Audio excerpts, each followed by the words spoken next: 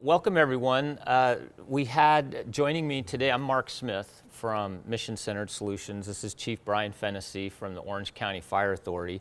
And we've been doing these YouTube risk and margin talks videos, and this is not one of those, but it grew out of that idea, and we're calling this near-miss theater for good reason. So with that, I'm going to let Chief Fennessy maybe talk about some of the context of what you're seeing here. Well, I appreciate that, Mark.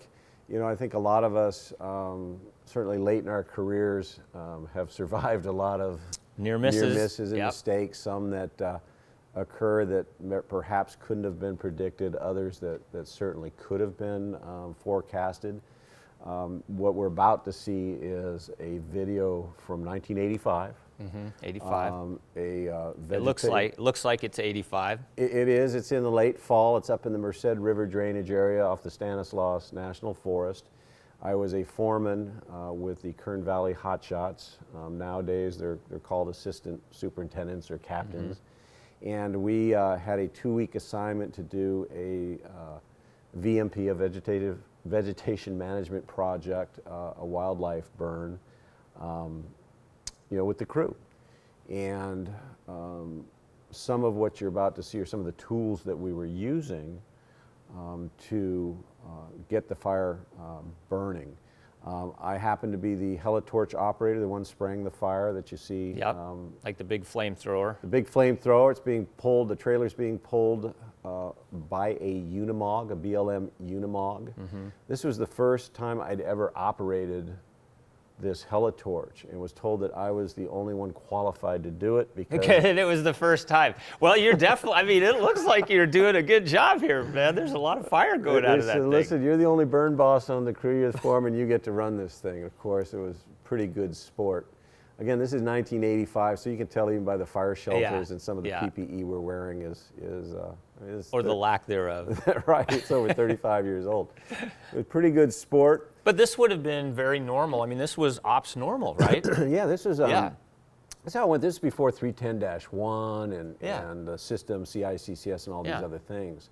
You weren't always provided a lot of training in advance. In fact, that morning I was given the assignment. I had a crew that knew how to mix the gasoline into a gel, I was told, and my whole job was just to spray the edge. So it looks like we're kind of about to get into the main action. Do you want to set this part up a little bit? Yeah, Brian? it may help before we hit the go button because it happens pretty quick. So again, vegetation management, a wildlife project. Yeah. And we'd been up there, the crew'd been up there with a variety of other resources for several days. We really weren't having much luck getting the kind of burned acreage that we'd hoped for.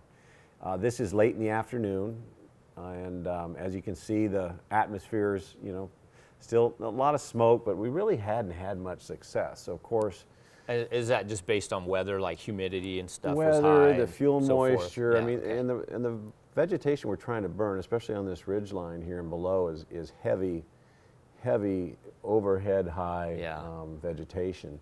And so of course we came up with a plan. The plan. We based our action on current expected fire behavior, right? One of our firefighting orders. And but at the same time we also were going to break one of those golden rules. You never burn downhill up. You're always dragging fire uphill down, right? Now we're on a ridge, so we're in the right place, but given that we were having very limited, if any, success for several days before. You wanted to use topography as a little little jet assist bottle to get the thing off the ground. So I can see that. I can totally see that. One of the crew had, again, 1985, had a large video camera, cassette camera, right? Nobody ever brought one of these out before. Like one of these, yeah. Huge. And so where they're filming from is where the Hotshot crew is staged. It's at another ridge line. This is a spur that goes down about a mile and a quarter, and a couple, the line itself is probably a couple blades wide, and the idea is, well, all right, let's plan on, this was our plan. let's go ahead and use the Helitorch and the Terra torch in conjunction, but we're going to burn downhill up, so let us get the edge going real well. And that Terra torch will get a lot of heat going right now, so it's not too difficult to get the edge where you're spraying going. And then have the Helitorch come in behind, so that we're well up the hill and in advance of any fire that may be in the canyon running up at us. Clearly we didn't want anything coming up at us.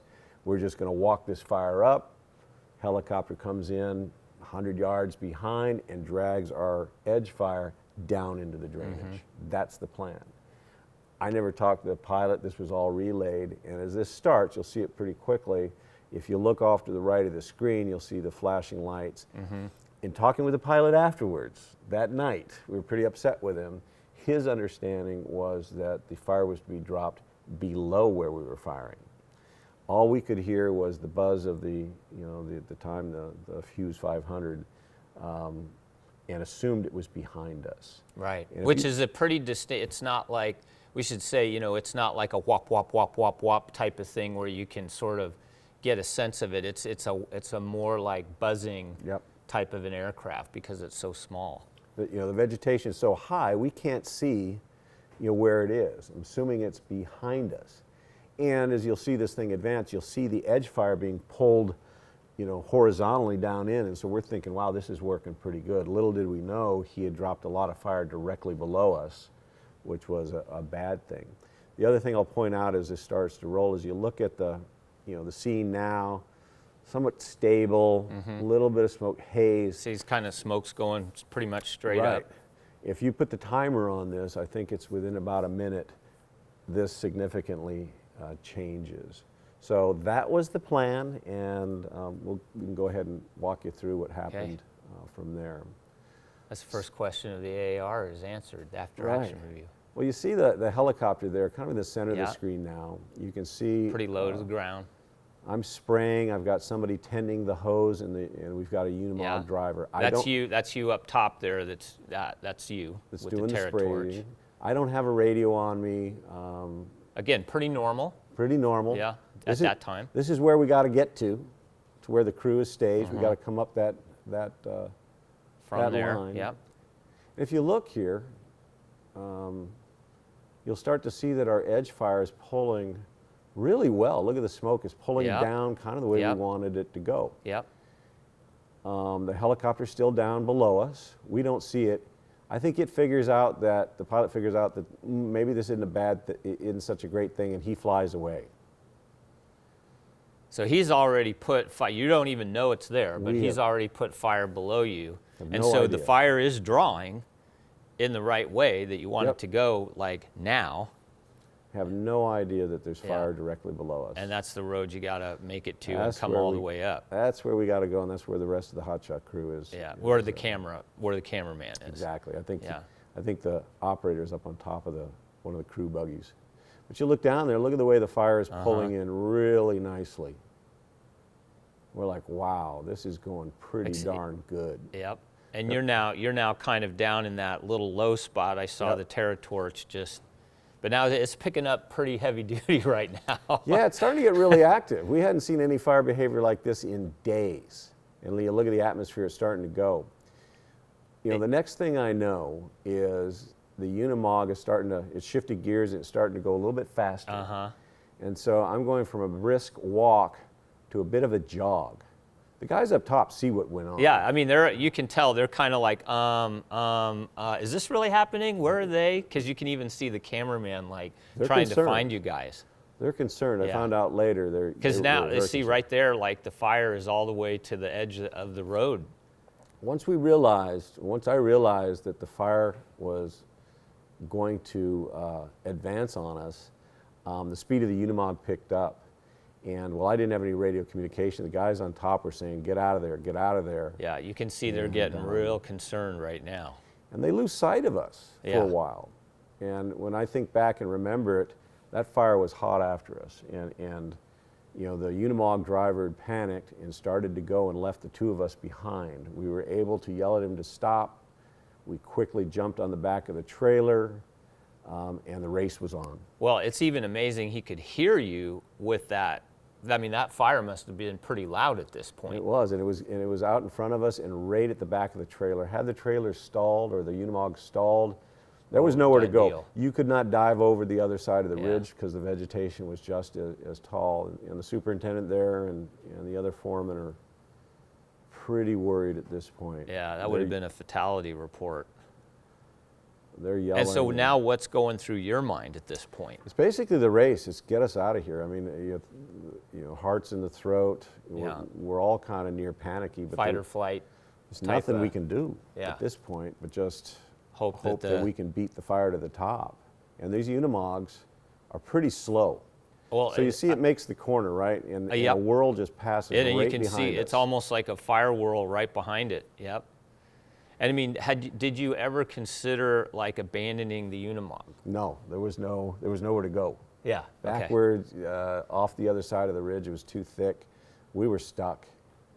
And if you look behind us, the fire got pretty angry pretty quick. It sure did. And now, yeah, you can just see that smoke billowing straight behind the Unimog at this point. It caught us by surprise. We hadn't had any fire activity like that for days. It was late in the afternoon. Humidity was up. A completely different look a couple minutes later. Of course, we show up, and the only thing I know is I want off of this thing, and I want onto something that's a little bit faster because now the ridge that the Hotshots are on, as you can see, Oh, it's all the way over now. Yeah. I mean, it's huge. we're in a bad spot. Yeah. And so it's everybody load up, let's get the crew out of here, and we start our trek down the ridge line. And so some of the shots are down into the drainages where the fire is now moved. So when you look at the plan and the helicopter, somehow the telephone game of that briefing of a briefing of a briefing, and he thought the fire was supposed to be below, did you ever figure out where that disconnect happened? We didn't. You know, I was on the phone with the pilot later that afternoon when we got to where we didn't have cell I phones see, back. now it's like really wrapping around Right. you. There were no cell phones back Yeah, then, right? And yeah. so, now it's below us in the drainages and it's coming up hard. And really, the crew has to race down this ridge. And you'll Yeah. see the buggies really start to pick up speed. I mean, this is like being at South Canyon staff ride, giving you that vibe, right? You know, Yeah. when you're looking at this right now. We got to get out away from this thing because it's coming up pretty hard on us. We just got to beat it off that ridge. But no, and talking with the pilot, he was so apologetic because he had a front row seat of seeing the race up the line, And he had no way to communicate and to you. And he's not a firefighter. He goes, man, I Right. was told to, Yeah. after when you guys started firing, to drop fire below you and follow you up the ridge. And so I don't know where the breakdown was. He and I ended up becoming pretty good friends and are friends to this day. But it was embarrassing. Yeah. It was embarrassing at the time. I've only shown this, I think, twice publicly because, again, I knew better. Yeah. And we did it anyways. Didn't expect this kind of result. I think if the plan had gone as we'd hoped, we probably would have been okay. But again, we took on more risk than. Well, and it wasn't one decision, right? It's that slippery slope. It's that chain of decisions, one leading to the next, leading to the next. And I think there's probably, if you're. This is a great look. This is yeah. This is Anthony Escobar. Look at him. Yeah, Crowbar. Look at him. He's disgusted. I'm trying to explain myself, and he's like, "Yeah, man, get back in the truck." He would still be doing that today. But I mean, I think all of us have been here. Everybody has made this, like, you talked about, you could be in a near miss because you're just in the wrong place in the wrong time, and, it was Bad things unexpected. happen, yeah. But this is that decision chain of, what seems like an okay thing or what it makes sense or an adaptation of a principle or even a rule, and then that leads to the next and that leads to the next. And I mean, all of us have been in that situation in a lot of different, colors of uniforms and scenarios and settings and agencies. And I mean, what do you take when you look back at, like, what would you tell yourself if you could go back to 1985 from your perspective now, I mean, it wouldn't just be follow rules, right? No. What? I mean, the crews then and you know, all of us, you know, have experiences, right, of some pretty close calls back then. I would offer up that today, you know, I think this was even before LCES, there's a lot of other things in play. I would say the firefighters of today, including, you know, obviously the wildland firefighters, are far better educated, far better trained. Disengagement was not something that we even discussed back in the day. And we took on a lot of risk fairly regularly. And that was not uncommon. And again, I still think to this day, you know, had the helicopter, we might have pulled this off no problem. Well, I mean, we obviously figured that because nobody expected to have a run for their life that day. Right. Did we brief the plan very well with the, you know, the pilot? No, we didn't brief him at all. I don't know who talked to that pilot. Would we do that today? Really unlikely. Something like this would have been a lot of conversation with a lot of people to potentially any one of them raise their hand and go, hey, you know, this is kind of a bad idea. Right. I mean, because even back then, that's something you could have controlled. You know, that has nothing to do with time or technology or LCES or any other innovation. I mean, just briefing and communicating. This is a complicated operation, right? It's not necessarily complex, but definitely complicated. And you being able to, you know, have those briefings, and of course now we have formats for that and all that good stuff, like in the Incident Response Pocket Guide and the SMEAX format. But just that probably would have had a big impact on this. Yeah, this is one crew out there. It's the end of the day. Yeah. We've had a long day of trying to get stuff burning, several days with very limited success. This was, hey, let's try this one last thing and let's head into camp for dinner. Yeah. And so really didn't expect the type of fire behavior we experienced. At the time it was confusing because we hadn't seen this. Why is this going on? Didn't realize that there was fire below us. Yeah, again, you know, all of us have a lot of pride in what we do. And so I think much of this not being shared over the years had a lot to do with pride. Yeah. And I think as we get older and wiser, there comes more of a desire to share our own mistakes with others so that they don't perhaps do something the same. Well, it's the only good thing that's left after a tragedy or a near miss. You know, the only thing that's left that's positive is growth, you know, is being able to share those lessons with others and hopefully add to that collective knowledge, you know, to keep people out of trouble. You know, because even though you're saying, you know, well, this was back in 1985, I mean, we still have fatalities. We still have lots of near misses. We still have lots of accidents that are based on those chains of decisions. Even with LCES, even with, you know, all the advancements that have happened. You know, so it's still a very human endeavor. And I really appreciate you, you know, being willing to share this. And I don't know where this is all going to go, but I think probably wherever it ends up, it's going to benefit. So thank you, Chief. You're welcome. Yeah, this sat in a video cassette in a box in the garage for a long time. It wasn't until a recent move, well, you know, a few years back, where we decided to look at it and then thought that maybe others could learn from this mistake. So, you know, I appreciate your interest in this and all you're doing on the risk side.